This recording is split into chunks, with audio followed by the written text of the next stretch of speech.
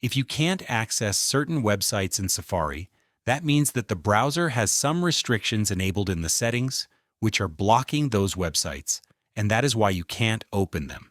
And this video is going to show you how to turn off or disable those restrictions easily. But before we start with this video, if you're new to the channel, please consider subscribing for more similar videos like this one.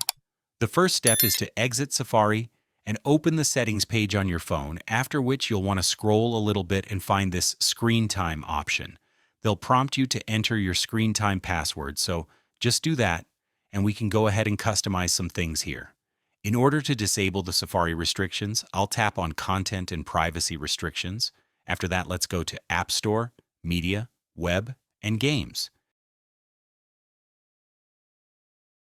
Here is the web content, which you probably have set to either only approved websites or limit adult websites.